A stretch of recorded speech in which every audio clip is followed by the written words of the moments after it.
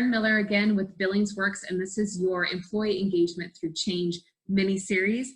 I again am with Karen Gross and Zen Perry, and today we're going to talk about disengagement during a time when you really need additional engagement.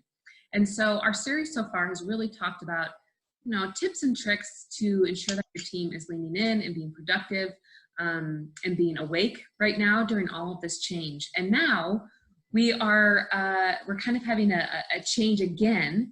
And what we want to talk about this time is how do you know if somebody is disengaging, especially in a remote workforce, or when you have half your team in the office and half the team not in the office working from home.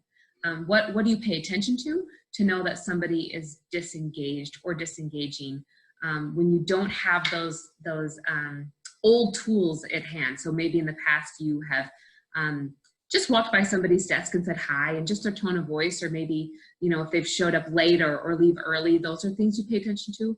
Well, you might not see them on a regular basis. There might be really intentional times where you see one another.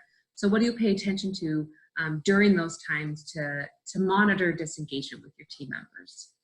So with that topic, I am going to hand it over to Karen Gross to bestow upon us her wisdom. So disengagement, Karen, what do you pay attention to? Yeah, it's, man, such a big question. We could talk about this for hours. What I have seen in the people that I'm working with is when somebody disengages, they really do disengage. It's almost, I think, more obvious electronically. When they come to the Zoom call, they're not dressed or groomed for the Zoom call. They're not putting any effort into that. So it kind of says, you know, how are you feeling about yourself? Are you participating in hygiene? But the other thing that I've noticed is I've had a couple of clients that truly have disengaged. They stop returning the emails, they stop responding in ways that they normally respond. And when you reach out to them, their response is not traditional. And so when I've seen that happen, what I have done is leaned in even more and said, I see from your behavior that it doesn't appear that you're feeling well. Tell me what's going on here. And I think it's more important now than ever to be honest with somebody and to say, I can see that you're not doing well. You stopped returning my calls. Tell me what's going on. Because disengagement is very dangerous at this point when so many people are so alone. So Karen, it's a huge thing. And I think just watch for what you've always watched for: body language and interaction, but jump on it. Don't let it go. Don't think, well, tomorrow they'll feel better, because they probably won't. It takes you interacting right away. Right, Sid? Yeah, if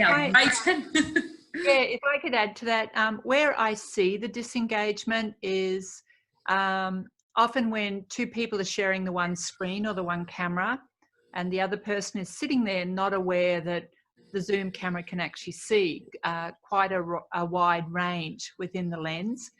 And as Karen Gross says, you can pick it up through body language and tone of voice, along with the physical stuff of not being groomed or not being ready for it.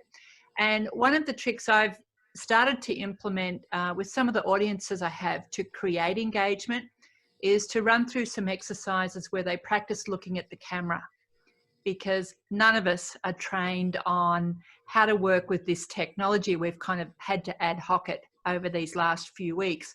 But a simple exercise of, can you look into the camera, and is that comfortable, and what will make it comfortable, can often overcome some of those first tendencies to disengage regardless of the topic.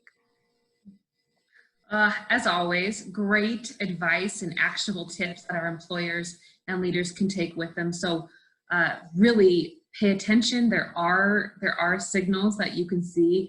And as Karen Gross said, jump on it now. Whereas maybe when we're not working remotely, you do have a tendency to say, oh, well, I'll see them tomorrow, or, oh, I'll run into them in the break room. Well, we don't have those organic opportunities right now. So really jump on that. And I don't think it ever feels negative or like you're calling somebody out to check in on them and say, hey, kind of noticed you seem a little bit different. You okay?